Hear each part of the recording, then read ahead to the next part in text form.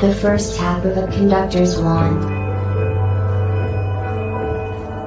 The first rivet in a mile-high tower. The master link at the genesis of a never-ending chain. The moment a single empty canvas meets a singular master stroke. There is no one thing. Because now, there are many. Because soon, there will be more. Because one is ever the beginning. Like the first link in an infinite chain, or the first rivet in the tallest skyscraper. The master stroke is found in the masterpiece. What will you begin?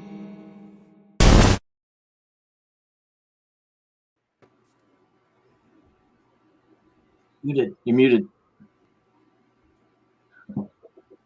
That's the perfect start, because I was about to do something that sounded kind of canned, like I was going to go into like The Voice and do the intro. Here, let's try it again. Take two. We can use take two, right? We can edit this. Oh, totally. Yeah, we'll edit it. We'll fix it in post. All right, take two. Welcome to the World Blockchain Roundtable. I am your Grandmaster of Ceremonies, your Poobah of Chaos, your Ringmaster for today. Welcome to the... Wait, that just echoed back. That's awesome. Just go with it. Anyway, I'm your lead host today. Today we're going to be talking about a pretty interesting topic. If you know anything about the physical goods world and crypto, you're going to be really, especially intrigued by this one, because there's so much that it could be doing for us in the space that it's not, and nobody's talking about it. So that's what we're going to remedy today. And so today we've got our hosts, Dave from Den.social. Hello. Satoshi Shon, entrepreneur and everyone's friend. And we've got Joe, the founder and architect of Dragonchain, and I'm Greg from Rivet. So just quick update from last week. Each host will receive 133 lot. Each topic contributor from last week will receive 55 lot. The theme was suggested by Darox. He will receive 55 lot, and these ownership tokens, as always, come with perpetual passive income, free edits, governance votes, and a cool NFT that you can actually check out on OpenSea and in your wallet. So today we had the July theme suggestion post up, right? That's happening? Yes. Awesome. So leave your suggestions. We'll want by June 13th to know what they're going to be. So get those in there and we'll vote for them. The top 5, of course, will be submitted to the DAO for a vote. So use your energy and push up the ones you love too. Let's see.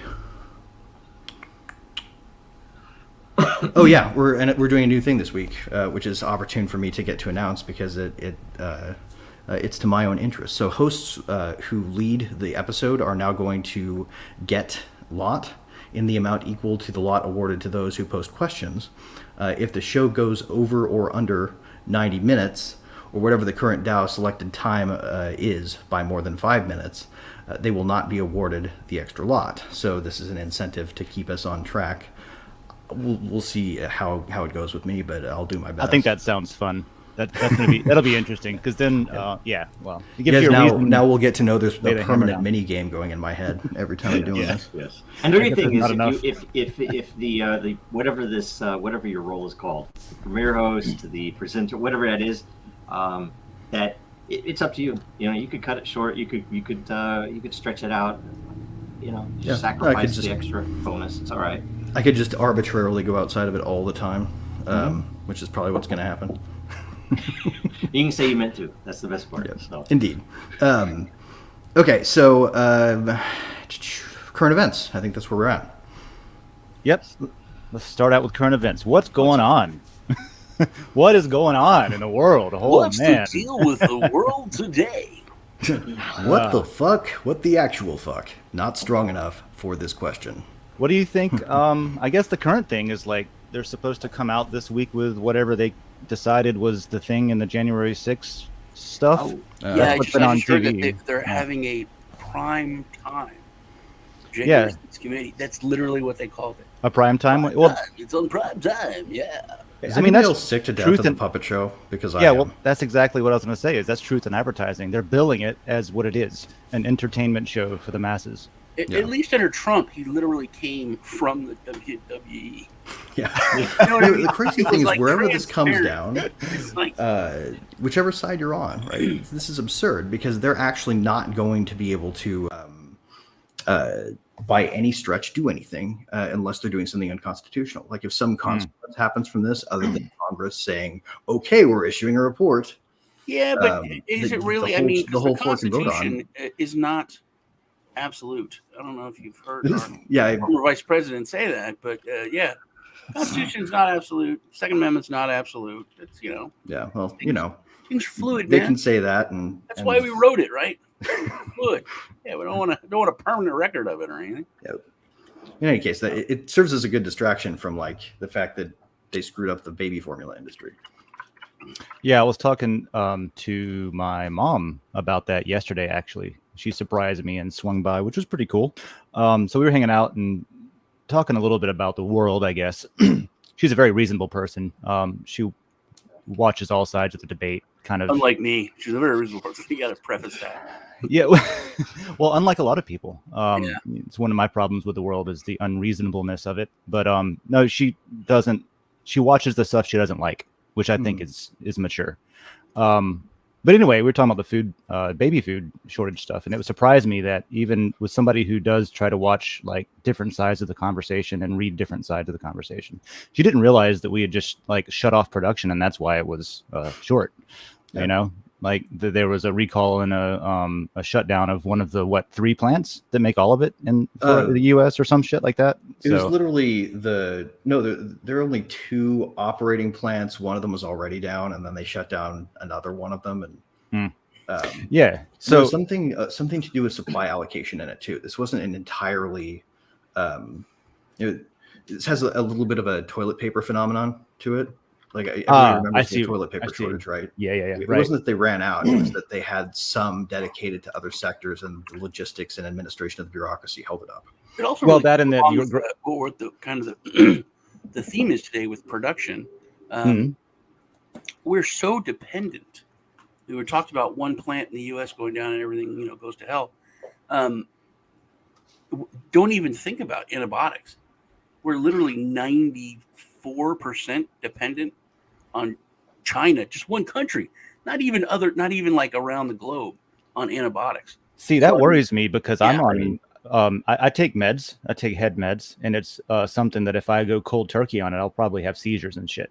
So sometimes I think about that with supply chain. It's like if my baby formula gets cut off, what does that mean for me? I can't make it. I was going to make a penis joke when you said head meds. But just so a public service announcement for everybody: do with this what you will, because your local and state and federal laws may vary. But the dark markets actually had the price of baby formula fall during this period because it increased in volume. There's no supply problem there. More efficient. I mean, it's more efficient. They'll have I don't know. Yeah, and here's the thing though, because the other thing, if you're watching for next year, and there's a lot to try to think forward that far for most of the populace, but the fact that we have war in Ukraine. Ukraine and Russia supply a lot of the fertilizer, right, from the world, and maybe not in the U.S. Maybe we have enough here, but my thought is that they're literally aiming us directly for the Brondo is what plants crave phenomena, because you're going to end up with it's like, oh, none of the crops are growing. President Camacho, what do we do? And and we're all going to I don't know if we have the guy sitting there from the 50s to come in and is he frozen to thaw out and be like, hey, what's the reasonable thing to do? Right, that kind of deal. Yeah, no, it's the funny Brando thing. Phenomenon. Oh my God, it's so weird to think of. You guys know that for you say that, I can't imagine sitting back years ago watching the movie thinking this is going to be brought up in a serious conversation as the Brando phenomenon.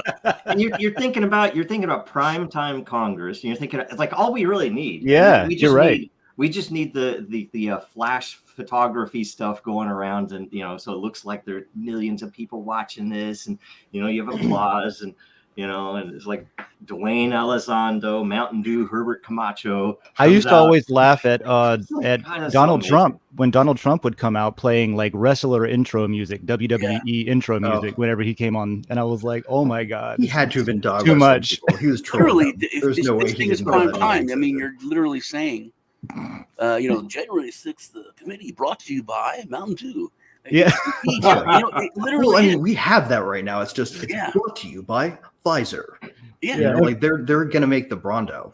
All we're missing is the ring where the both different sides of the aisle drive around cars with big purple dildos on them. Did you guys know and fight each other? A bit of history.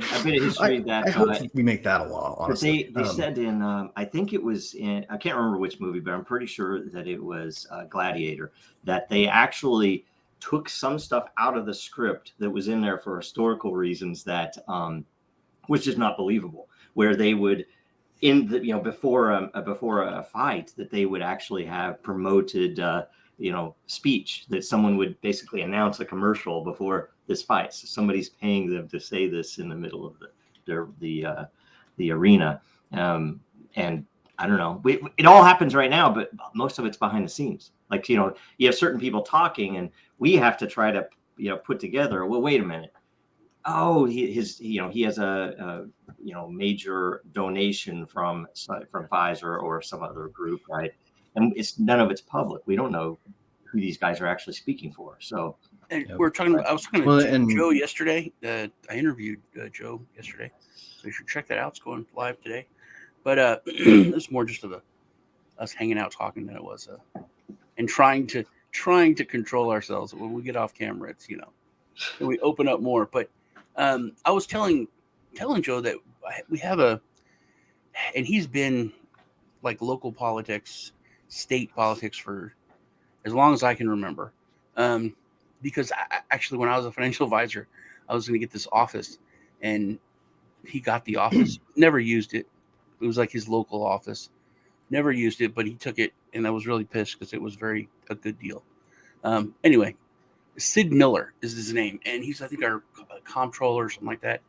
But recently, he's very, and I hate politicians. I really hate when I like them or when they do something positive, because I have to bow down. That's a red flag right there.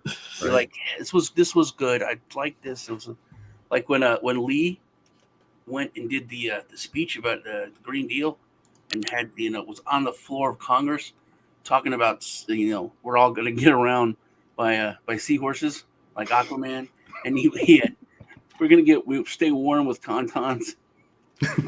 that was the greatest speech ever made, fictional or not, or nonfiction. But Sid Miller, whenever there's a problem, he of course comes out and says, Democrats are terrible, it's their fault, blah blah blah. But he posts like solutions, like the baby formula. He actually posted like recipes and how to make baby formula. It's like, hey, it's not a big deal. Just mix Karo syrup with milk and this and well, which I thought was interesting thing to me. Oh, and one more, because I was talking with Joe about sure. Go ahead. That people don't realize this. We're at this point, and it goes along with the Brondo phenomenon, where we're about to have generations who don't know that there wasn't baby formula 40, 50 years ago. It just didn't exist, and everyone lived. Yeah. That there's people that don't know that there hasn't that paper money is new. It's an experiment. They think it's always been that way. For hundreds of years, thousands of years, it was paper money. That federal income tax has always, the U.S. always had it. There's literally, we're at this line where the people that know better are about to exit, and literally, people do not know because it's not taught by design, I'm sure, but it's a weird, scary time. Yeah. I see the same thing every time I try to drill down like to the seed or the root of a problem that I'm trying to thought experiment or something. It comes down to education. It comes down to basic something to do with education, something to do with like. I think you hit a really great point there. Yeah. Right. Like I think the real key is that we were way past the ability to even educate others on the subject. There's been so little, intellectual rigor on this topic, so little understanding of it from anything other than hardline ideology. The only way you can make money as an economics professor or instructor these days is to either be a contrarian to the prevailing view or a hawker, like a seller of it. Like you either have to be, you have to crap on the current order or cheer for it, but there's no third question that anybody asks. Nobody asks like, no, wait a second, has it always worked like this? When did we make it like this? And maybe there's something fundamentally broken about it. Yeah, it's always binary because any nuance is blown off. Any nuance is ignored. The media won't push it. And government funding corrupts even things like science, because now all of a sudden, if you aren't towing this line that they want to push, you're not going to get any funding. They're not going to get anything, and you aren't going to get any attention. And if you ever wondered, like my kids multiple times in their school careers have asked, well, why is it that every single year our history class only goes over repeated the Civil War and World War II? Civil War, World War II, Civil War. They don't go even right, and they never get past. Like there's a chapter like maybe we'll get to Vietnam this year, but no, we won't, because then we have to talk about the Gulf of Tonkin, right? Like, but they wouldn't anyway, even if they did. So it's crazy. Well, the funny thing about all of that is, to me, is the answer's always been pretty simple, and it's always been pretty sensible. Like regular people get real economics because it makes sense as an actual science. If it stops making sense as a science, you stumbled into territory where it's not real, right? Like supply chains are interesting too on this front, and maybe this is a good lead into the questions from today. But like, how many of you guys are familiar with what's called the whipsaw effect? I don't think I am. Greg, you know about every effect there is. You really, how many of you are the Brando effect? Yeah. The whipsaw We're making effect, up effects. We don't. No. The whipsaw effect is a really known important one, and it's probably what's causing most of the chaos right now. Like the idea is, you say really known, the supply chain. There's a little bit of lag, right? So supply and demand don't match up when the market's in flux. Like the supplier for the final product, baby formula, is all of a sudden slammed because the other one got shut down by decree. So they immediately call up their orders of ingredients, and they go, guys, we need like 10 times what you would normally ship us. Yeah. It's absolutely necessary. Overcorrection. So those guys are all sending their stuff through trucking companies. So they go and call their trucker and like, we need to take our contract 10x. Please give us a break from the rate, and they'll work out something and they'll ship it, and then it gets to the baby formula maker, and the baby formula maker takes all that and makes an assload of baby formula, by which time the market has panicked and demand has dropped to a level that's completely suppressed. So everybody buys an assload. It's out of stock again. By the way, making as much as they can, and then they've oversatisfied the market. All of a sudden, they can't sell enough of it. Yeah, and that's why, I'll apply this to blockchain. That happens with proof of work mining as well. That if you have a massive upswing in the need for volume, a bunch of people buy the extra equipment, apply it, and then when ICOs are no longer available, now we have way too much for the amount going through. So the competition drops, everybody has to drop out, and it's overcorrection stuff. Yeah. Right, and it sort of oscillates at the speed goods move, which is still physical. So you got trucks, and the trucks are doing that. But so like what you'll see and what you'll notice is when you get baby formula back on the shelves, it'll initially be really expensive, and then all of a sudden it will be so cheap that the manufacturers lose money off of it, and then it will go back to really expensive, just a little less, and sort of whipsaw back and forth as the supply chain moves. Why, with the way things have been, the supply chain, gas, trucks, why aren't there fleets of electric trucks? Well, there's sending for electric cars. Why aren't there electric 18-wheelers? Oh, that's on the way. Tesla's going to make them all self-driving. Why isn't it first? Why isn't it first? Why isn't it? It's like everything goes around trucking. I think that's a pretty big iterate into it. I think right? I think the key is it's a really complex area. I think that's why I wanted to talk about the whipsaw effect briefly and like bore everybody to death with a long explanation. Is like that's one phenomenon in this really complex thing in one industry. Yeah, it is. And there is. Go ahead. Yeah. You can't regulate that without screwing with it because we don't know the details that we don't know, and there's You way can. more of those than, Another part of that was I've done a lot of stuff, and one of the stuffs that I've done was working in grocery stores. Grocery stores used to have a lot of stock, like just in a back room, kind of warehouse locally. But in the name of efficiency and margins and profits and things like that, like just-in-time supply chain is kind of the way they went, where they got the math down and the cadence down so well that they could just that's right. order it to where it arrives just in time. And so, like when there is a shortage or a break in that supply chain anywhere, there's no local stock to make up for it. You know, there used to be a buffer. That's actually not the problem though. Like this, which you're it is a actually problem. Is the whipsaw effect. They're telling us that because it's an explainable one. It's one of the few things that influences it that's explainable, but it's probably one of the least impactful. Okay. And it also does serve the agenda of degrowth, right? Like to say that we need to have local is a way to say we need to make things less efficient and less, less right on time means higher costs for consumers. I don't know. I'm kind of on, I kind of have the mindset, I guess, that decentralization and localization go hand in hand, even as far as production and things like that. In a lot of things, yeah. Well, I mean, yeah, but like, what is decentralization and localization when you're talking about moving things across the country, right? Localized warehousing right. Locally. Okay, having a buffer. So every city needs a store of goods. Oh no, the grocery store itself. Okay, I just think, yeah. Yeah. So the problem is their stock rooms aren't full enough. Like it's just like once you start to pick it apart, it makes a lot less sense than it seems when they're first explaining it. Yeah. Well, they don't really have stock rooms anymore. I don't think. Even if I don't know if they ever did. I don't know.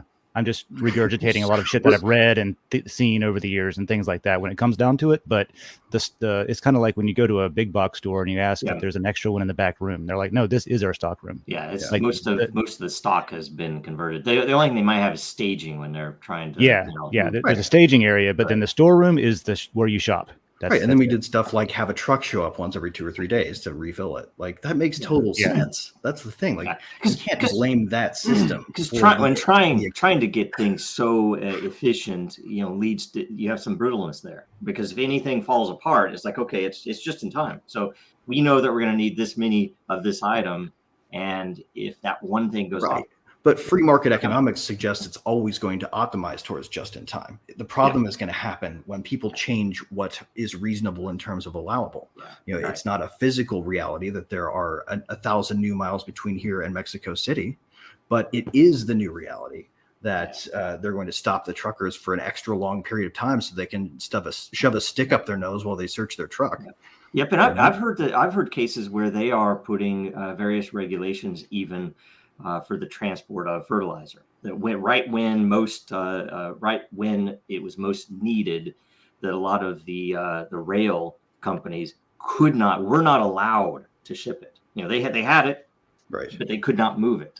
Right. And that was because of some regulatory thing. Right. And I don't know if it was. I don't know maybe my views like out there on the wall, but I feel like right now what we're seeing is the promise of sort of the world agenda of degrowth. World Economic Foreign Policy is being implemented right now. What is that? What is that degrowth thing you're talking about?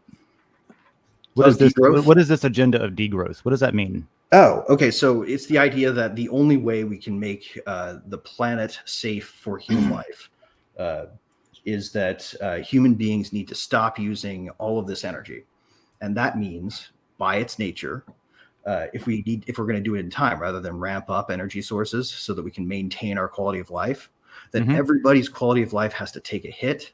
And thanks to the wonderful concept of climate justice, the global most developed countries that use the most need to take a little bit more of the suffering than the global south, because we've already used more than our fair share of carbon. I'm not familiar with that. We need to not only take an equal amount to them. Well, I mean, we need to be punished in sufficient amount to make up for all of the economic enjoyment we've had at their expense. I'll tell you. I think that's the de facto whether or not it's ever been stated, but that is what all of the climate agreements have essentially set in place, and they've kept a country like China out of it, even though they're producing a massive amount of pollution. Because the argument is those people haven't had enough time to enjoy grocery stores and air conditioning. We need to give them more of that, and we need to make sure that the people in the United States learn their lesson by taking into account water and power supplies for a while, because that's the only fair way to do it. It's taking into account the stage of development of the nation, basically, and giving a free pass if you're just now getting like in the last so many decades. That's weird. Yeah. The bottom line is appropriate it from us and give it to the world. China is very in all things. It seems China is this weird exception to the rule, because it's not just us too. It's their like growth in technology, in income is all so fast, so much faster than the rest of the world.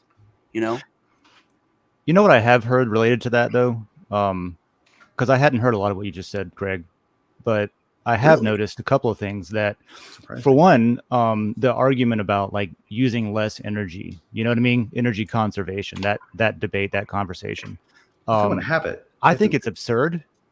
I think we should use as much energy as we can possibly use. The problem isn't from the usage. The problem is where we get it, how dirty it is, how sustainable it is, and that. Right, but this idea of a Malthusian trap is been debunked throughout history. Like, Malthus has been wrong and continues to be wrong and is still wrong and will be wrong in another 200 years.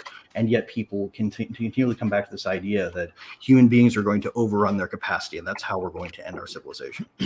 Like, I know that like ESG and climate stuff has been used as a tool, or I don't know if I should say weapon or not, but like that's been used to achieve goals, that maybe were not related to climate at all, but it helped the conversation. But the other thing though was like I hear people talking about overpopulation as if population is still skyrocketing or something like that. But like we're so far under the minimum threshold of like how many babies per family or that kind of thing, to where it's declining by itself. You know what I mean? Crisis. Yeah. We need more, not less. Yeah, and so like I heard a very simple explanation for that the other day, and it's just because smaller population is easier to control, and when the masses, which you want less Americans, you want less Western stupid people been in charge Western people, because those are the most, first off, Americans are the most armed, period. That's, just that elephant's in the room. And also aware of what their rights should be. Population explosions have still been allowed in parts of the world, South America, Africa, Middle East, where those people have historically been used by them or controlled. So I think we're seeing as those places evolve, a focus is being put on world population growth much more than usual, much more than it had been. Absolutely. They're still trying to push Malthus like 200 years later, after proving him wrong 1,000 times in a row. They're going to go for like 1,001. Like, it's ridiculous. Why do people still believe any of that nonsense when we can see right now our company that's taken us to space is already there? All we have to do is fly out and find an asteroid made of rare earths, and that's more supply than we've ever had on the planet before. Unlimited resources, literally at our front door, and we've got a system capable of grabbing them. Like, that's maybe a moonshot project away. There's some things about that, like that sci-fi. Like, come on, guys. That sci-fi nest that is scary. I mean, if you found an asteroid that was mineable, and it's made up of like 80% gold, and you're talking about, thousands of megatons of gold, it would flip the world. Well, we're gonna go out and De Beers is gonna lobby against it though, because they're afraid to find a diamond floating out there. Yeah, they will. Yeah, and the worst part is when they find bitcoins on one of those asteroids, because I know. I've always made that point. They're gonna. Yeah. Anyway, right. What do you do if rare whatever isn't rare anymore? It just changes everything. And the crazy thing is, how will it affect the market? It'll basically be people speculating on whether they expect SpaceX to find an asteroid with whichever element or commodity that they are already invested in. Musk's family came from mining. They own an emerald mine. So what if the end result is he's gonna not really mine? though. Yeah.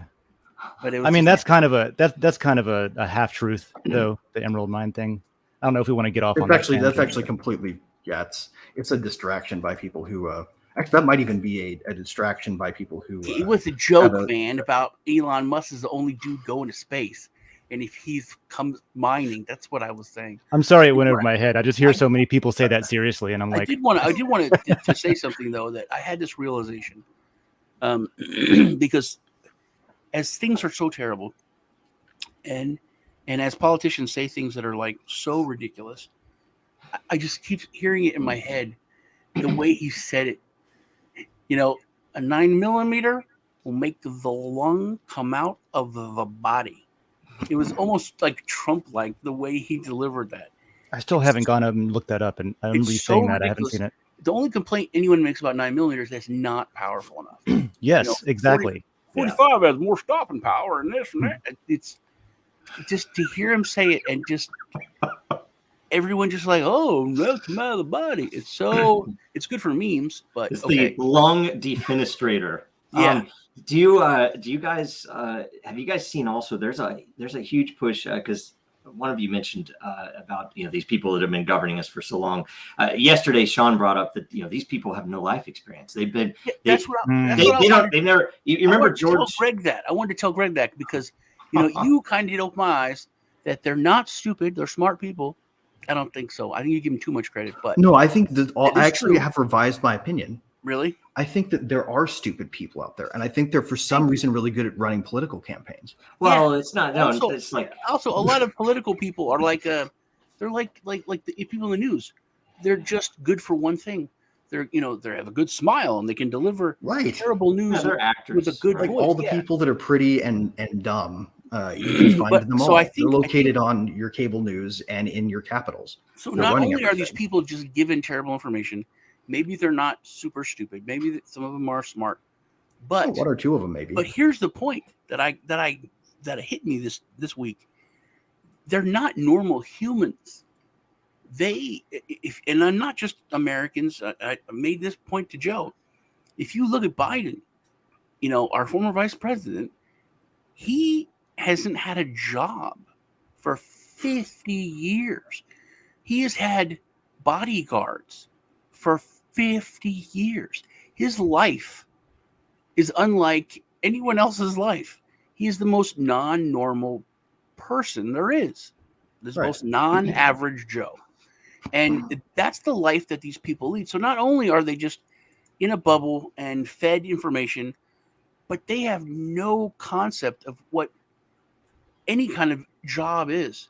And they never have. And here's the thing. They're not offering any great vision. None of them are. Any of the politicians that are running that you're going to be able to vote for this in these coming elections have their own vision. They don't. They're put there. They're brought in. They either have money behind them. They're a puppet strings somewhere, or attach them themselves once they get started. It's it used. What we're describing is an aristocracy or some form of what would be a blood focused power. That is that what it is? I mean, these are all these people hang out. It's a club. Yeah. So, it's also an expression of the phenomenon that it turns out, and I think this is true, that the people who are best at winning elections belong nowhere near the seat of power. Yeah, but literally, but like a 23-year-old kid who nobody would trust with, super important stuff. They have more life experience, than the 70-year-old man who runs the country. Right at this point, you could have Siri do random dice rolls to make policy decisions, and you probably do better. I'm not joking about this. When it was Hillary Clinton and Trump, I literally made a joke, and then I thought about it, and I was like, I actually would do this. I would have voted for Coco the gorilla. I'm serious, because Coco the gorilla came out and started to give political opinions, and they were very. It's a monkey, so it's very basic, but it was like on par. It's like, People need to be nice to each other. People need to stop doing this. People need to stop fighting. Why are you fighting this person? It was so spot on, and it was a gorilla. And I said, honestly, I would vote for a gorilla. Back then, when the world was kind of at peace and no one was worried about things and things weren't that serious. It's neutral decision making. Can I say, because what Greg mentions, if Siri were to make random dice rolls for policy decisions, I think effectively that's what you have, because here it is, and to me it makes sense. Hey, if we set up a form of government, you have that, but you also have narcissistic. Well, yeah, that's what I'm saying. But those people also, how easily controlled are they? All you have to do is give them the right amount of money, essentially install the right lever. It could be money, it could be photographs, it could be something else, and you control the whole show. And how could anybody say we aren't in that same situation? Right? It's just instead of it being Apple that actually has the code, it's a person that has a more complex interface. Right, exactly. And they're very easy to hack if you can afford to put them on private jets and fly them to Switzerland once a year. Yep. I don't think anybody's going to turn. I wouldn't turn that down, even though I would probably go there and piss a lot of people off. They've tried to get us to go to Davos, and it's a good guy locally here who goes every year, brings a bunch of people. Very smart guy, but and he would say, "Oh, the crypto, this is the first year of the crypto. What was it, 2018, I think?" And I'm like, it seems. I don't know. It seems like it is the opposite thing that we should be doing as crypto. Well, we shouldn't be going to Davos. And that's a great lead into the questions here, because this is kind of the question we're actually faced with. And if we had responsible policymakers, they would be asking us about this, and they would be talking about this, right? This is the decision we have to make about the future of humanity. And that's the kind of shit that pisses me off the most, when there's obvious things that are just being ignored, like conversations that need to happen, that like any reasonable person would say, yeah, we should probably talk about that and figure something out there. Yep. I'm glad we got there I'm glad we got there organically, because I was waiting for this moment to, I knew we were going to get here. To the actual show, you mean? You guys are too sharp to not have this conversation have gone this direction. So I just want to bring up one more current event that I've been trying to shout about. The current administration has put out an order, and everyone, they say it in a condescending voice that makes me want to punch them in the face. But they are coming to take your guns. It's very obvious from law-abiding citizens.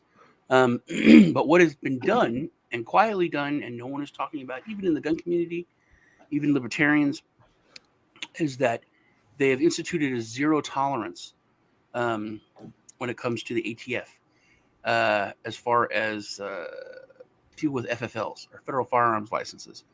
And what they're doing is they're going after the mom and pop gun shops, like just your local pawn shops, anywhere you can go and get a gun delivered or buy a firearm. They're revoking those licenses for any reason. One of the most dangerous things they've done, which I don't like the ATF, I don't think it should exist, but they've taken away any what's the word? You know the word, Joe? Discretionary power from the local ATF agents and local ATF agencies. If there is even the smallest infraction, immediately the FFL is revoked, and that store has to give up their guns. Now, is that something that is being used arbitrarily, or is going to be used arbitrarily, or are there actual violations that are proven violations that are being enforced? That's the thing. It's like they can take a form where the person did an initial something, or it's zero tolerance. What has happened this year already is that license revocations are up 500%. Yeah. So that's cause and effect, but that's happening right now. Right. And they're not enforcing larger, the outdoors outlets and stuff like the big stores. What's the one, the fishing place that sells guns? Oh, you're talking about Cabela's? Whatever. Yeah. Cabela's, yeah. The national but for hunting. Yeah. Stuff like that. They're not going after. You said just mom and pop shops. They're not going after the big companies. If it's the same thing as when they did with what they do with the grocery stores and the restaurants, that all the mom and pop shops are the ones that can't afford to put in the extra resources to do these things. So the big guys can do it. They say, well, just hire one more person. Why they love regulation? Or they can't afford to fight it. What you're doing, you're taking away your livelihood. Greg's right.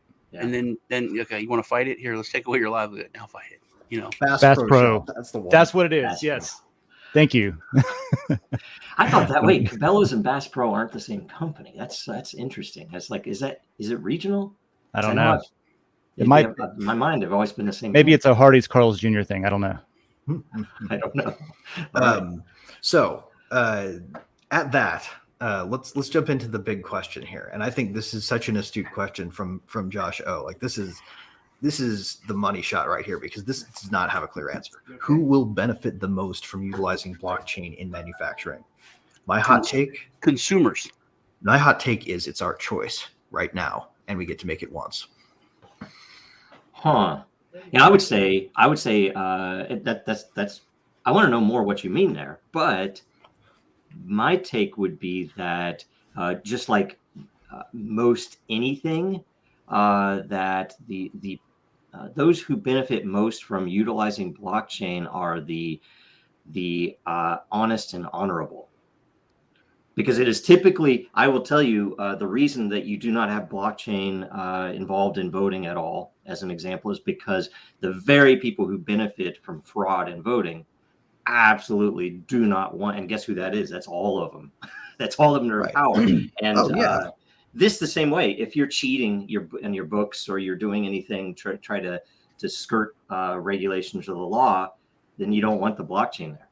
Right. Well, and it belies a truth underlying the concept of money altogether. It is decentralized democracy. It is emergent, self-organizing democracy. You want a real vote?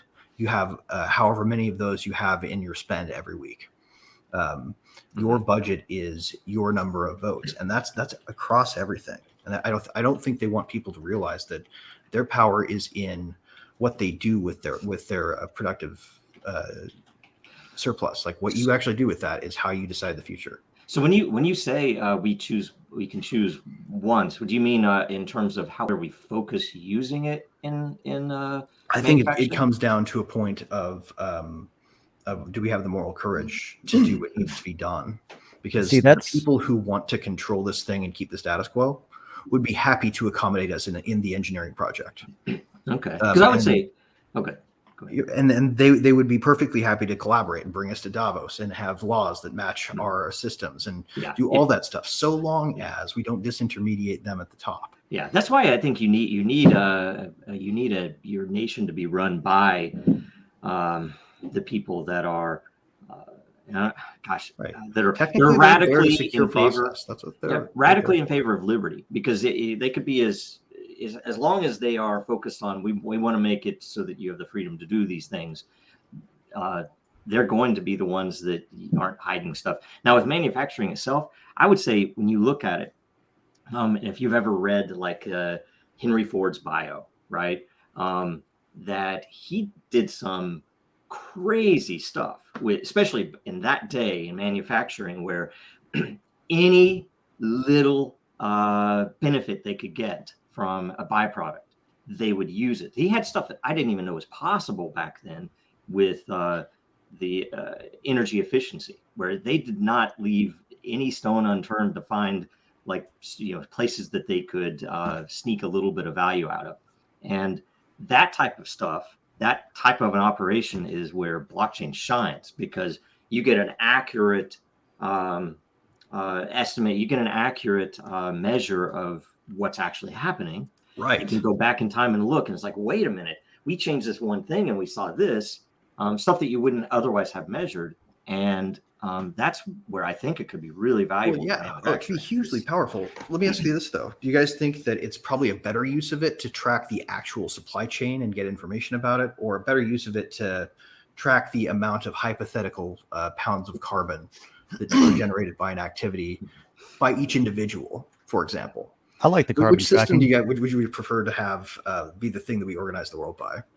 That's actually that's a point. That's kind of I see where you're going. I think if they're going to get that carbon stuff, they should be tracking the actual things that are happening, and then infer or calculate the carbon from that if they want to track that. But to say, yeah, we're gonna put trackers in your shoes and in your gas pedal of your car. Right, and at first it'll be a benefits program, and as soon as we get wide enough adoption, we'll mandate it. We're going there. We're totally going there, man. Look at like we're gonna have Pepsi cans that reward you based on like how frequently you sip it or some shit like that. You know what I mean? We're gonna have the shoes are gonna happen. Like, have you seen this new Walken app that's out? It's not nefarious or anything, I don't think, but it could be. I don't know.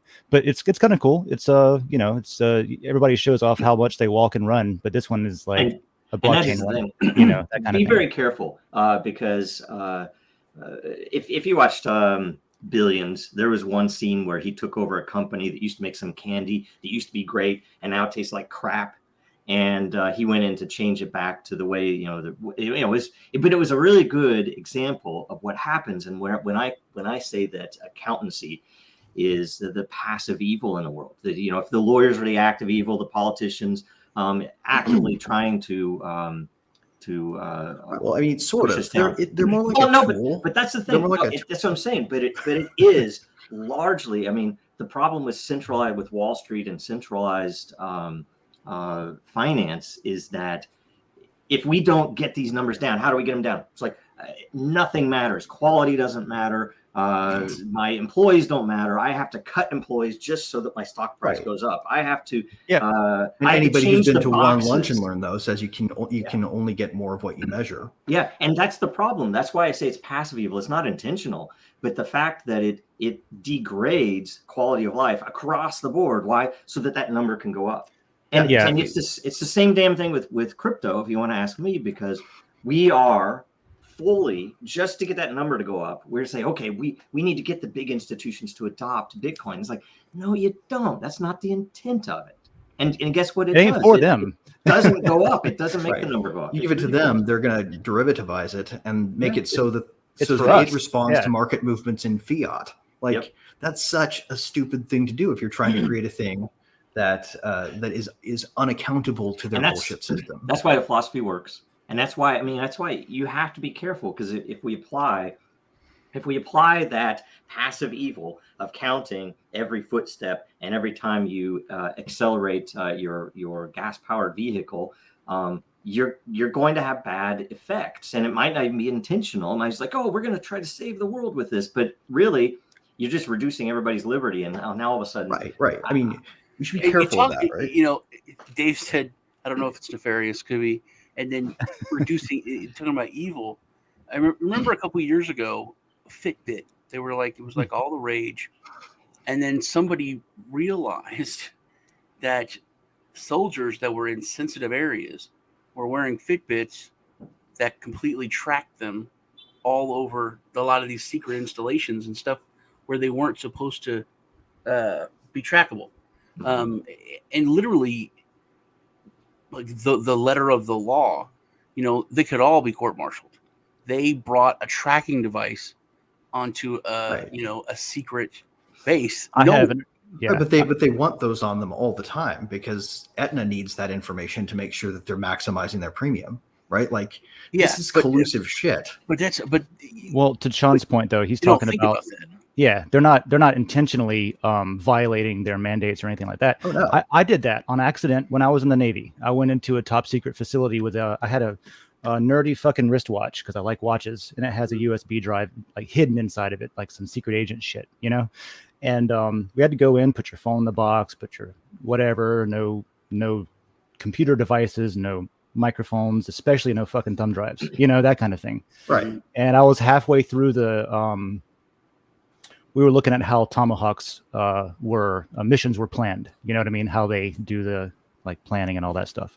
And so I'm sitting there and they're explaining like all this stuff to me. And I look at my watch to see what time it is. And I'm like, oh shit, And at that point, it was accidental, but in no way was I going to say, "Hey guys, sorry, I accidentally brought this behind security." And it's funny too, because half the time those policies are they're not followed the way they should be, because people don't understand that, and it's a complex thing. Because I've been in facilities where you could take pencil and paper, and that's freaking it, right? You can't have smart devices at all. And I had asked, well, no, nothing that can communicate outward. And I'm like, well, what about my key fob, right? I mean, I have a key. And it's like, they looked at me like I was nuts. I'm like, but I'm serious. It's transmitting out. And consider this. Consider this, guys. Like, here's the crazy thing about that. If somebody asked you to do a little dance before you went into a building, that had no purpose other than to like appease the rain god, like, we need to make sure this leaky building does not get flooded. So we need you to do an anti-rain dance right before you come in here every time. And most of the time we catch it and it works, right? Like, I play a little game with security checkpoints. I find the most innocent violation that I can get away with. And I sort of shoplift my way through the security. Like, I'll like take a bottle of Mountain Dew that I didn't finish outside of the checkpoint and see if they catch it. They don't care most of the time. Yeah. They're there to look like it matters, but they do cause slowdowns, right? They make the whole process more of a pain in the ass. What does that do in the aggregate, right? If you take every lost minute in airport security lines of people doing theater, like, that's my theory, by the way. How bad does it get economically? You're never going to get John McAfee as president. That was, was like to upset the system. I think, my theory is starting to turn towards, if you watch, like say TSA, the fact that, okay, how far can you push it that, okay, you have a shoe bomb. Okay, everybody has to take their shoes off. It's like, and what was the very next one? I think they were the underwear bomb. There was the underwear bomb. You put a line and all of a sudden, it's like we were not required to remove underwear when we went through. He's like, you have to. Sorry, you can only fly commando, and if you're coming we should start around the states to get that safety standard up. That sounds like a good ESG type of activity. They did not do that, and so I think it might be over time that it's like, okay, you do certain things and you get DHS, so you get waste and waste and waste. At some point, the beached whale will collapse, will die, and maybe that's what they're all trying to do. Right. Well, and the question is, what part of the whale is going to die first? And I think that's another important question to ask. Like, if you are tracking something through a supply chain, what do you want to know about it if you want it to serve regular people and not just like moneyed interests? How does that look? Yeah. What do you guys think?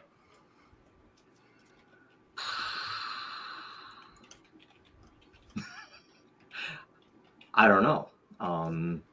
So like, for instance, I would want to know exactly how many times a truck was stopping in any given supply chain in the aggregate. I would want to know how far they were driving, but I would be more interested in knowing geographically where they're held up and where that's happening the most. I want to be able to put a finger on which one's got the baby formula in it. Or like big data processing. Like if the big data serves us, it tells us how to hold people accountable. Yeah. If it's serving them, it tells them how they hold us to a standard of consumption. Yep. And I think that's why behavior mechanics matter with blockchain, because because they've had GPS tracking on trucks before. I used to know a guy in the Midwest that drove a truck, and at one point he visited visited a couple of us friends, and he had parked under a bridge so that it couldn't tell them that he had stopped, right? So he was just going to take a break for the night instead of driving through. And I was like, instead of doing it in a surveillance way, if instead they said, look, it's up to you, but your payment is based upon these factors. You have to make sure you get enough sleep. You can't drive more than a certain number of hours, or else you get penalized. You could do it. Driver coin incentivizes you at a diminishing rate. Yeah. And the longer your truck is in operation without a brake, and the less coin you generate as you drive. And things like that have a real effect, because people will find better solutions than you will at a whole delineate, especially at regulatory level. That's really important. That specific point right there is really important, because I don't think a lot of people get that no matter how well a centralized solution is designed, essentially, you're going to get better results if you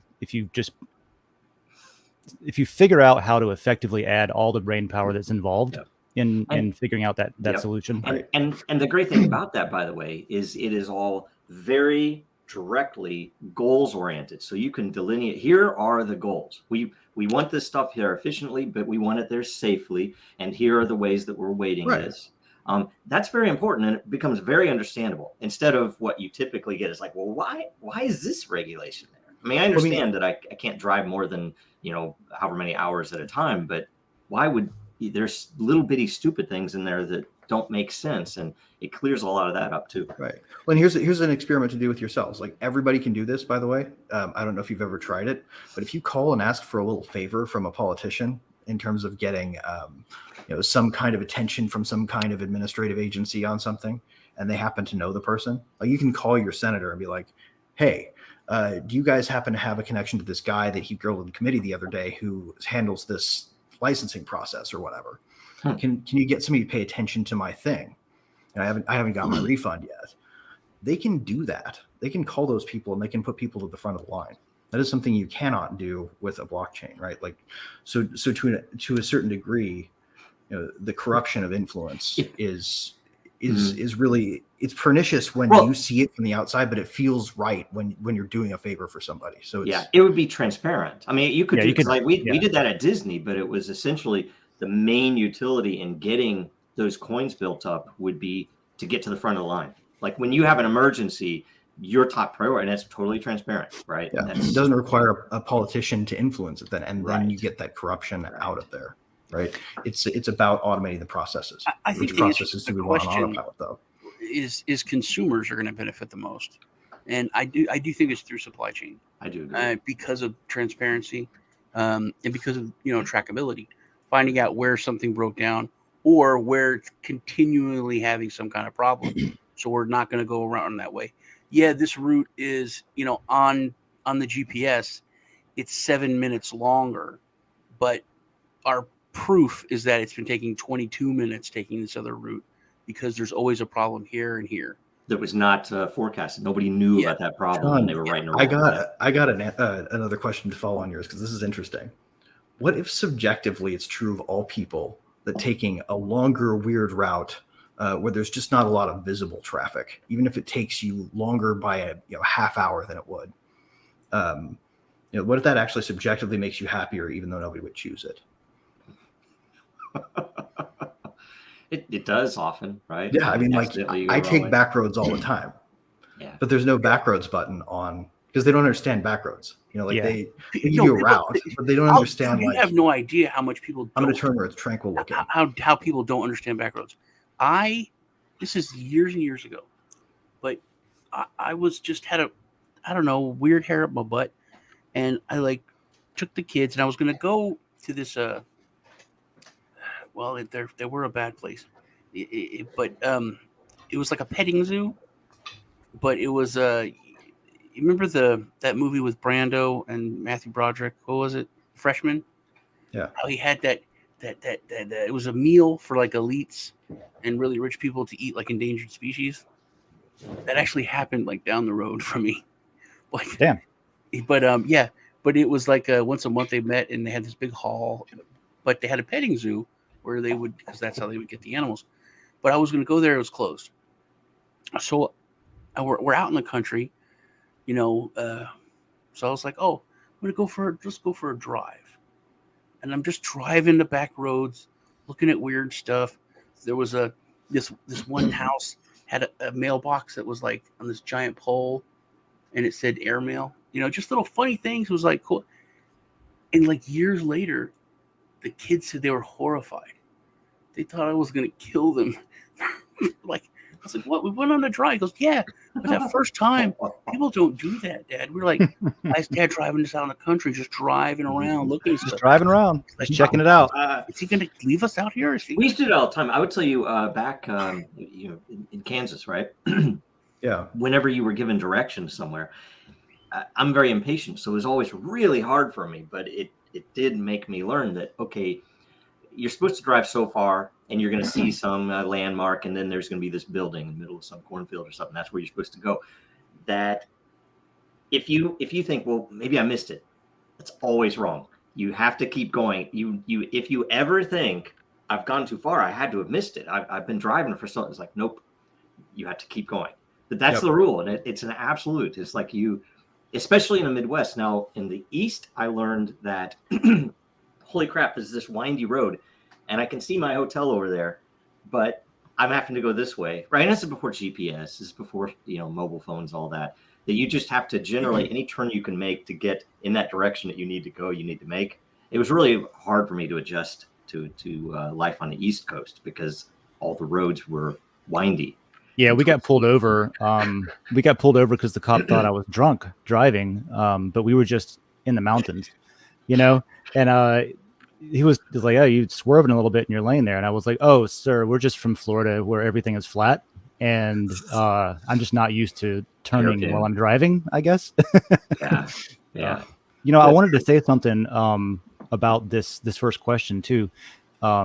The kind of the opposite of the question was maybe who benefits the least. Who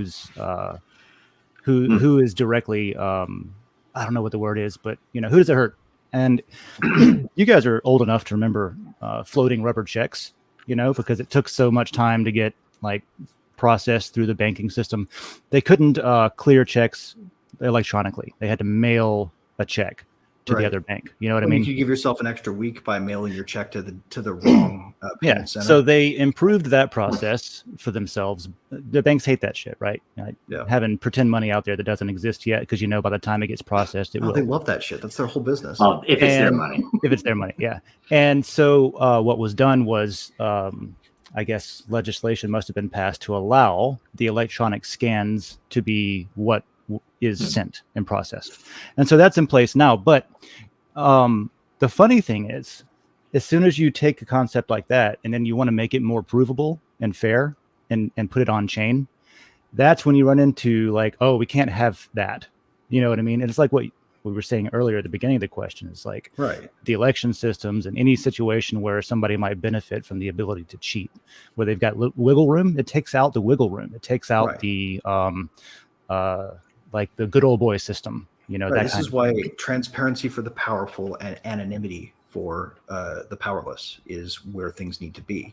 It should be sort of like the way Cult DAO is structured, where it's the many and then these 50 entities who you have everything. And that's why that exact pattern is really important when you think about when we dismantle the surveillance system, this universal surveillance.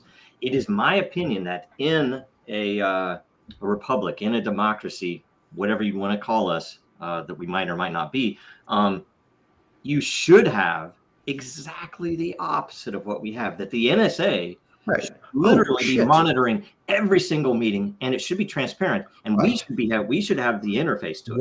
What if we didn't dismantle? What if we just turned it inward? That's what it should pointed it straight at them. Dave, that's actually a crime called kiting. Kiting? Yeah, I used to do it because it was, easy.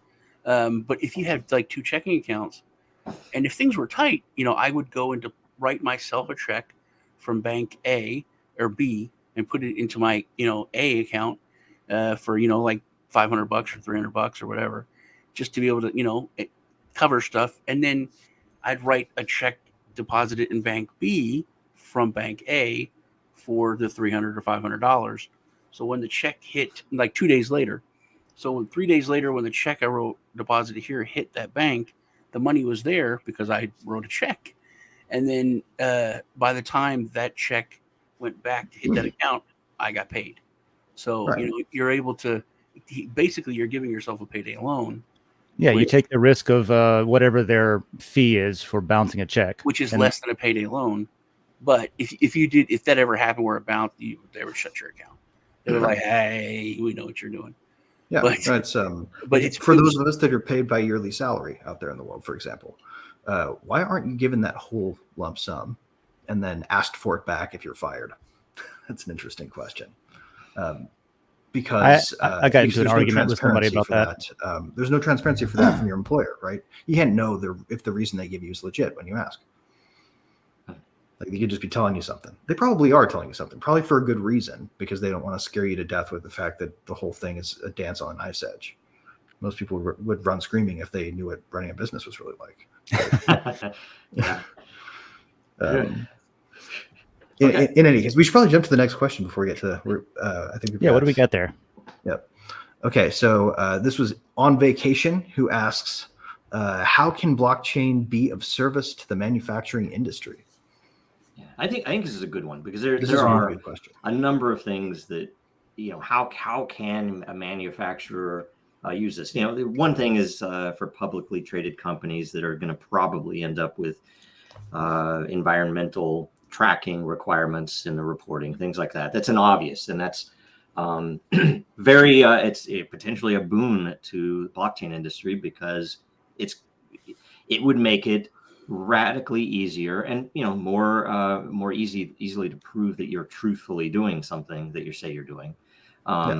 And on top of that, as an interface into the supply chain, that having a manufacturing blockchain would be very powerful, because again, the interfacing would be much simpler. You might end up with better standards across, even if they're de facto standards that don't go through like W3C or something, so that you can buy something off the shelf and plug it into your warehouse or your manufacturing facility. You can also use it to make efficiencies. Exactly.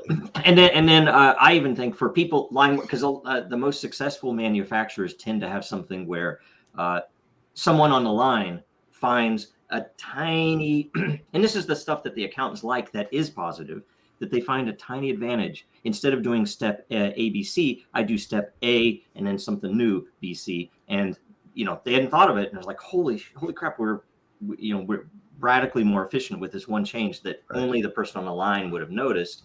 They then get the benefit, and it's transparent, and it's not just buddy the boss type thing. Well, I think it could replace the nation state based tariff system very easily. That's something that it could do really powerfully. Like if we, for instance, didn't put things onto giant freaking park in the middle of the Suez Canal for a week, tanker trucks or tanker boats, and instead had amphibious vehicle shipping containers that literally left the factory and automatically went to their delivery destination, while the duties and tariffs and forms were taken care of in the background to the extent we decided those still needed to exist. Yeah, we could cut all of the BS out of the so-called right on time versus local model, and have it be local decentralized networks that just move quickly. So you could have global and decentralized. We just need to get rid of the single point of entry that are controlled ports. Can you think of how many people would be out of a job if there was like a Star Trek transporter system? Right, exactly. Imagine creating something new jobs, and then boom, one guy pushing a button. Well, I mean, by the way, that's why they don't use money in Star Trek. That's why they have this, idealized socialist global thing going on. Universal, not global. Yeah, here's something. Well, no, it's just Earth. Something that would be useful to manufacturing industry and to consumer would be the fact that, let's say it's food products, that the fact that we can prove our sourcing of all of the ingredients of the thing you're about to put in your body, right? That's a huge thing. And, a lot of companies are doing that, but they don't have necessarily the ability to let you independently prove, I can trace this all the way down and see, it came from that farm. Guaranteed for a fact this isn't a blood diamond, or guaranteed for a fact this isn't the topic in the question is on manufacturing. But that's where I think when you look at the benefits of blockchain, it kind of gets melded together when you look at the consumer side and the manufacturing side. Because very rarely is something really good for the whole all the way through. And that is blockchain really is. I think supply chain, definitely, it's just the transparency, right? Because you're looking at theft on both ends, on the consumer end and on the manufacturing end. Well, how about like baby formula, for example, right? Imagine if we could have a system that was provably true, that the public could access, that was immutable, data you could trust, can be used to construct alerts you can trust. And we could have an alert set to go off anytime there are too few suppliers run of the thing. Like, holy shit, people need to get into baby formula right now because we've got one guy, and this guy. And On the extreme side, it wasn't even huge news. I mean, it was really bad news, but the Navy, and I think it was a year or two before, found out that their top supplier was using inferior metals for their subs, meaning these billion-dollar, multi-billion-dollar pieces of equipment were not going to live up to the specs that they were supposed to. And I believe that there was actual nation-state stuff that somebody was either bribing someone, or it wasn't just, we're going to save money. It was that, we want we want this to happen. Right. We want to make sure these guys build subs that crumple like tinfoil. Because they have military has requirements for where electronic components are sourced from, right? And I don't know, if you think about it, it's a bureaucrat talking to another bureaucrat tracing this stuff. So how often is that wrong? How often is it? Yeah, dude, and that's Joe, what I was going to get to. You just hit the head on the knife, right, man? Like bureaucrats can be automated away with the system. That's what it's designed to do. Yeah. I was going to say I just lost it. Damn it, Greg. Sorry. That's all right. All right. I know what it was. It was talking about, and I am in chat just mentioned it too, chain of custody. And they're talking about produce and food security, which is very important because people do a lot of, I don't know how else to say it, but fucked up shit to your food in process, right? To make it weigh more, to make it a certain color, to make it more appealing, that kind of stuff. Yeah. But to go more into what you were talking about, Joe, with the military. Now, I didn't hear about that thing with the Navy, with the metal, but I know I worked on the harpoon system, and we had a problem with like certain bolts were only manufactured by certain, like one company, and they made a certain alloy that we needed for the harpoon weapon system, yada yada. And so supply chain attacks, right?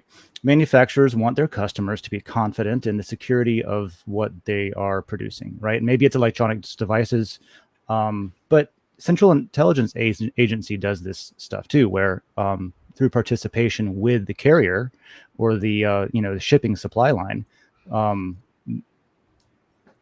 your package might be intercepted and bugged and then shipped to you, basically, right.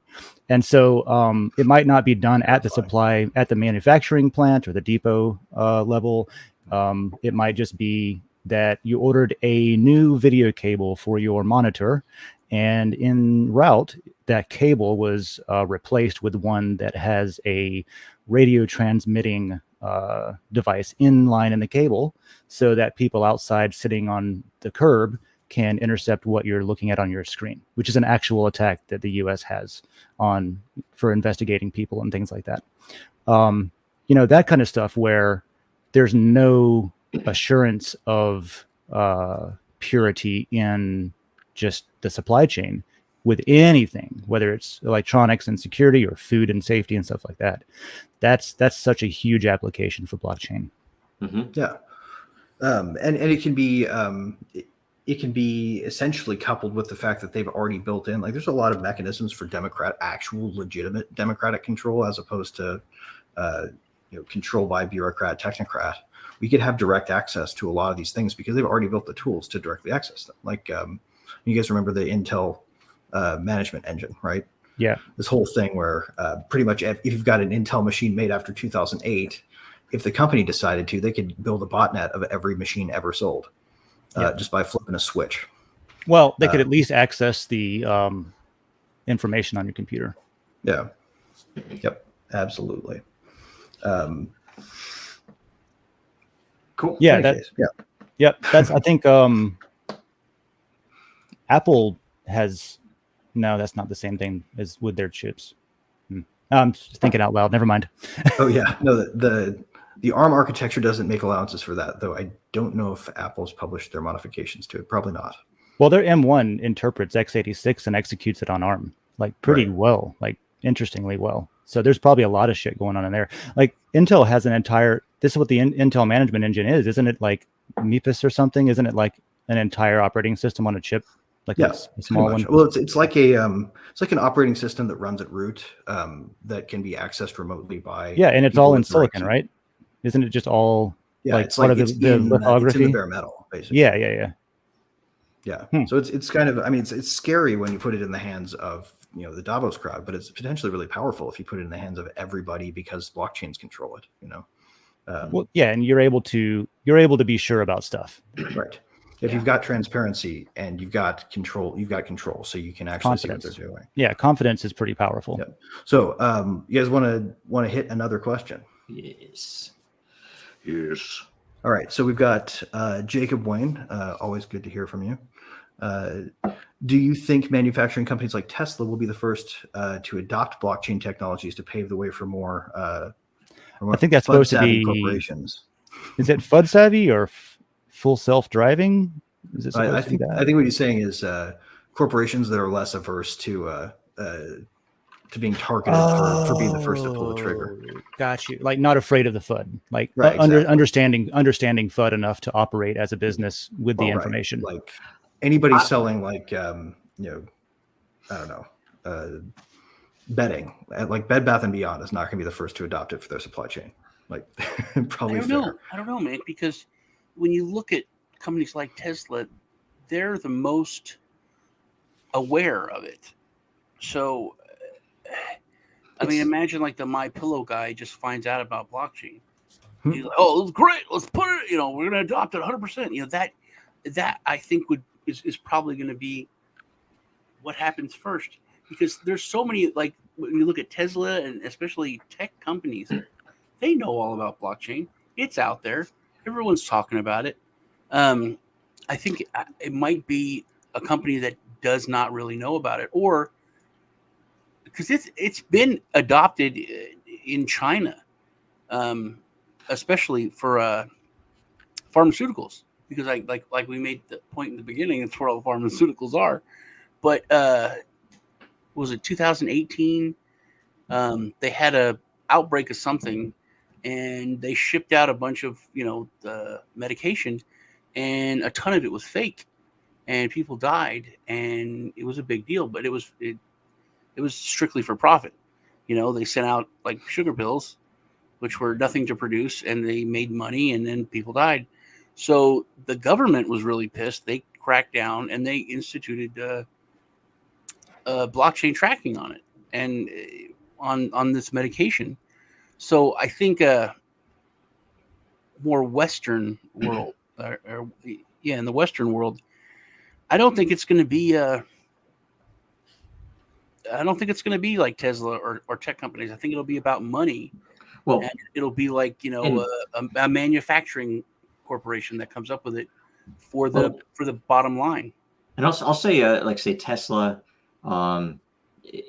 it's odd because Argument talks about this. I mean, they track the torque applied to every bolt. That's brilliant. Why? Because if something goes wrong, they can go back and look at it. And and the issue with they're doing that in a database. They're not putting that on chain. So the difference is it's like, well, and this is when you go and talk to any company as a blockchain company.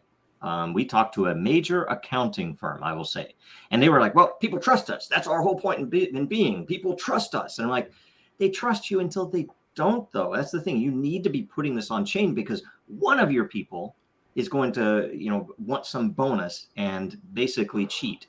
And that's your reputation on the line instead of being able to pull out. And this is exactly what happened. Is this one person? They violated this. This. It's fair accountability. At the same time, though, it also lets us build systems that don't require arbitrary rules, right? Like we can actually design the necessary behavioral incentives directly into it without a bad dog with a whip on the other side of it. Like, because instead of like the Wells Fargo, just like that, Wells Fargo was rewarding staff to get more accounts. Why? Because they want more business. They wanted more accounts, but they didn't say how. And so these people were creating bots that were making normal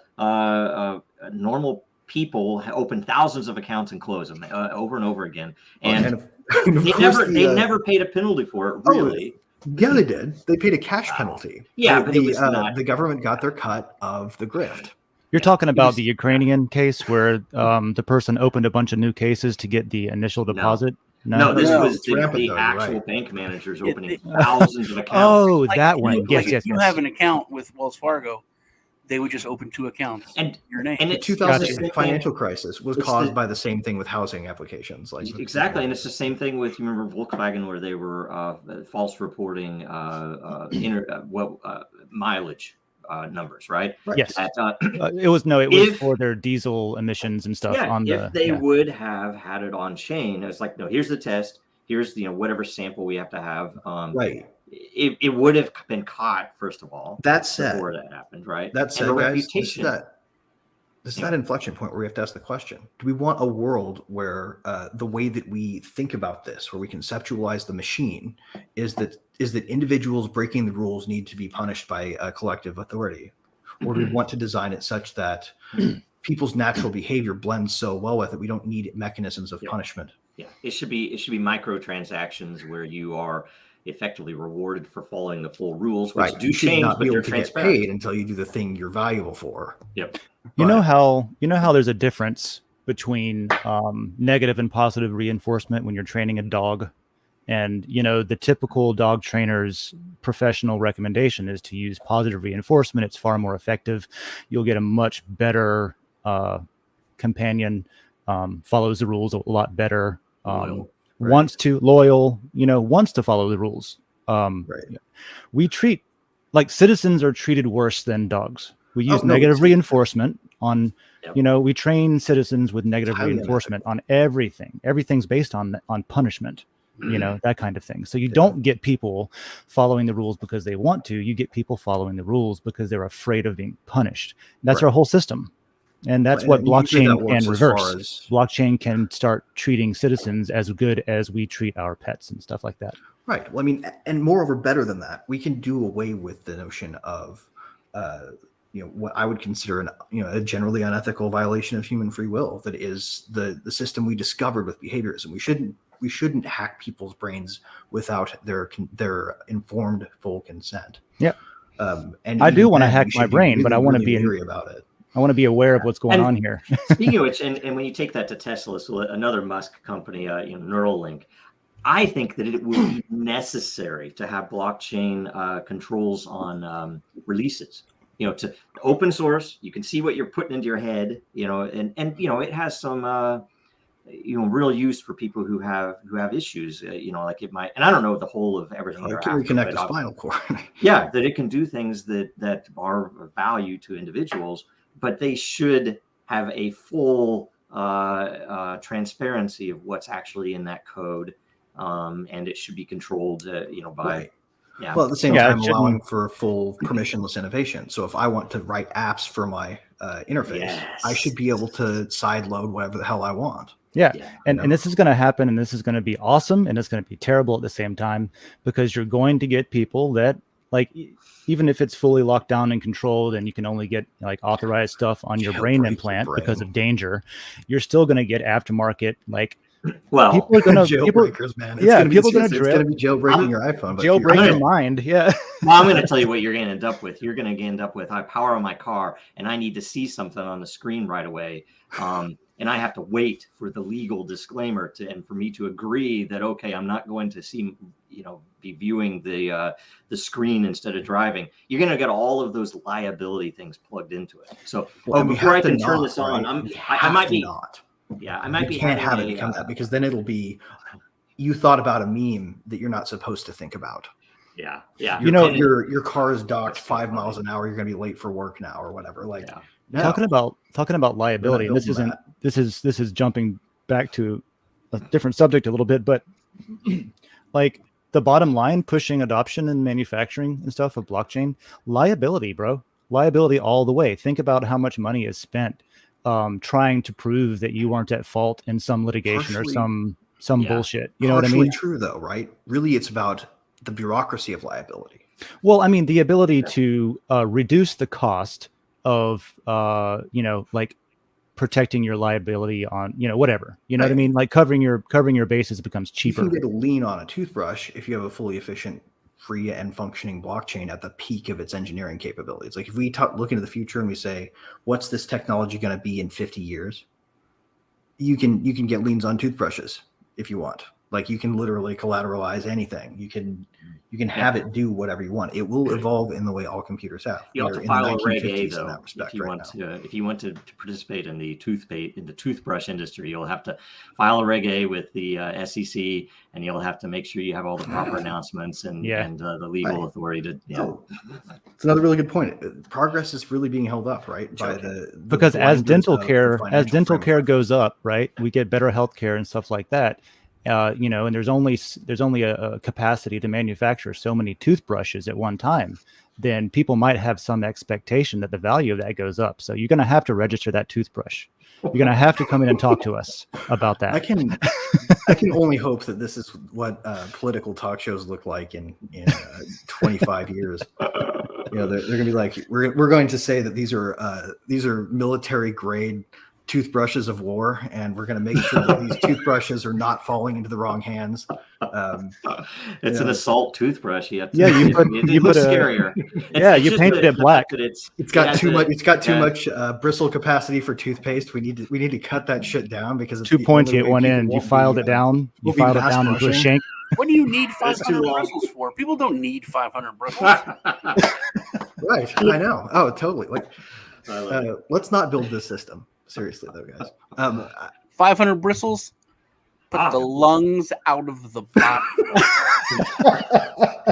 Dude, I think that's the next campaign for like the next Colgate electric toothbrush. It takes the lungs out of your mouth. Oh my God. Blows the plaque out of your teeth. We're in the magic 10 minutes, Greg. Just so you know. Yes, we are. Yes, 499 bristles.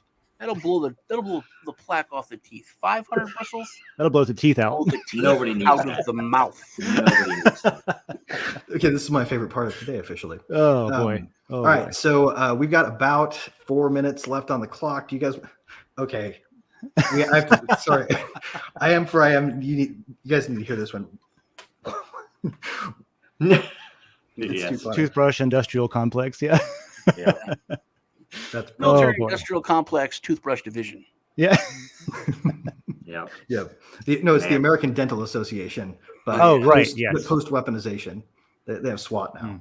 Yeah. We're going to give them to the citizens of Ukraine, but you cannot have any. Sir. Yep. That's been one of the most ridiculous things. People, like the most anti-gun people, are like, we have to give these citizens automatic weapons. Because get this grandmother a machine gun right away. It's like, well, the criminals too. They let the whole ocean. I don't know about all of them. I mean, come on, nobody's invented a way to cross that. You can let people out of jail and give them guns in Ukraine, but you can't give law-abiding citizens guns in the U.S. You can purposely, to make a political point, deliver a ton of these assault weapons to cartels, Mexican drug cartels, in order to prove a political point, and nothing happens. It's okay. Don't worry about this. How about a battery-powered fan with a tray for some salt? You can call it a salt weapon. The salt. Have you seen the salt guns for shooting flies? I have one. Those are awesome. I want one of those. Yeah. I just don't know if they work well enough. Right? They work pretty well. It works really well. Yeah. It's weird to kill a fly like that. It is, but it's so much. It just drops and it's dead. I'm like, that's just weird. I like to shoot people with them because it stings like a motherfucker. Like it's salt in a wound. I put it in my hand. We just got flagged by the listening thing now. It's like YouTube's AI. Oh right, yeah. Like rock salt in a shotgun. Is that kind of what it'd be like, right? It's barely strong enough. I know. It's just strong enough to abrade the skin, like to get to like embed a little salt, like table salt, into your skin. You know what I mean? And enough to get somebody to be like really mad at you for a minute. We're gonna be able to make a really awesome blackmail clip of this out of context later. Oh yeah, cutting out parts where we're gonna make it sound like you just said you like to shoot people in a montage. Yeah, totally. I really want to shoot people. It's our attack ad. No, you salt your food with it from across the room. You know, I love to assault my food. Anyway, all right. We are at the end of time, guys. Does anybody have anything else going on this week they want to talk about? Joe, you go. I was on I guess an interview yesterday with Sean. It was actually really fun, really good. If it's coming out today, is that right? So watch for that. We still don't have and by the way, he did invite me to come on any other time, so I'm gonna try to figure out when he records and then just show up. I think all you guys put on now, but anytime. I want to come back and do a round 2. I wasn't liberal enough on our liberal versus libertarian debate. I wasn't not at all. That's awesome. Yeah. And I'm still waiting for the link for that Berkeley symposium that I was at on a panel. It was super interesting. A bunch of Berkeley lawyers. It went in ways I didn't expect, but it was really interesting. And they're supposed to have that out soon. Go check out the letter to the SEC, which was generally the subject that Sean and I were supposed to talk about most, and we did enough. Cool. And write your congressional representatives at the very least if you are an American, and if you aren't an American, then badger them however you can. Just click through the forms. Say you're from Kansas, and say you're from a town called which town should we get in Kansas? Dodge City. Let's say Dodge City. Dodge City's good. Make yourself from Dodge City, Kansas, and comment anyway. And if it's an absurd beyond the population number, we'll know we reached you guys. There you go. I don't know how many people are in Dodge anymore. When I was there, it was 20,000 people. So anyway, all right. Okay, so next, let's go to Dave. What are you up to? Yeah, sure. I'm going to pull up my screen real quick. We on DIN, so I'm over on DIN Social all the time. You'll find me over there most days if you want to check. We just passed Dindal's most recent feature prioritization vote, and it looks like the next thing is going to be smart contract integration. So we'll talk about that later today on the governance call that we have every week. So that's going to be at 3 p.m. Eastern later today. So that's what's coming next over on DIN. We'll be able to actually make our tags do stuff, instead of just representing what it is. All right. So that's what's going on with DIN. Awesome. Okay. So Sean, you're up. I got the interview with Joe, interview with the CEO of Presearch, which it's something it's really cool. You can get paid to doing your search, but it's all decentralized with people, and you can give up the processing power of your computer and earn, allowing people to use it for their search engine. Kind of what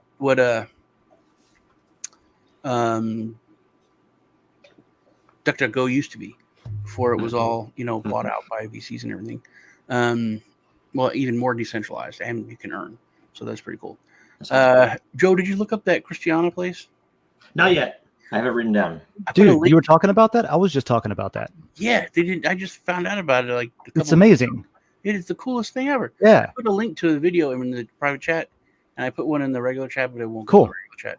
It's been going strong since like the 70s. It's fantastic. Yeah, it's like and they pay no taxes to the state that they're in or anything. Yeah, it's like in Seattle or wherever they had that where the riots, they made that city it's no longer America, that kind of thing. But they did it in the 70s, and it was hippies, and they've kept it going. And it's like it's in Denmark, I think. It's right in the heart of Copenhagen, I think. But it's just a narco-capitalist place. And the thing is, though, that it's not anarchy because they have instituted laws. There's a few people that have been there, like 3, like no hard drugs. That's phenomenal. Hard drugs. And that's like no hard drugs, no violence, no something. That's like that. There's like 3. So it's like Chad, but if it worked. Yeah. Chaz. Awesome. Chaz, so I'd love to carry on this conversation all day, guys, but we have an incentive that I do not. Oh yeah. I got 2 minutes. And approaching. And we've got about 2 minutes or a minute and 35 seconds, something left. T-minus 20.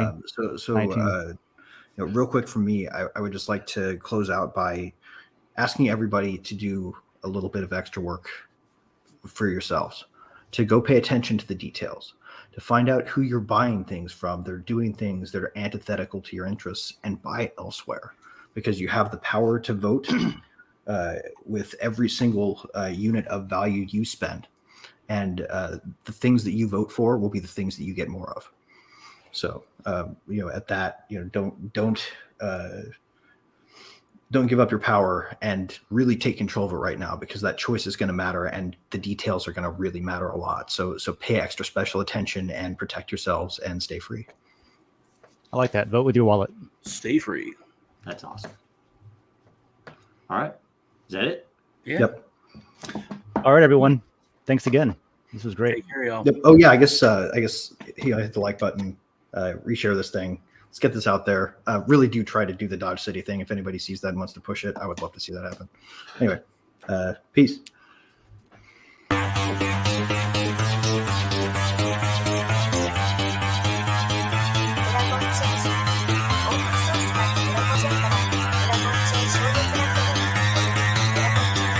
Because that goal will serve to organize and measure the best.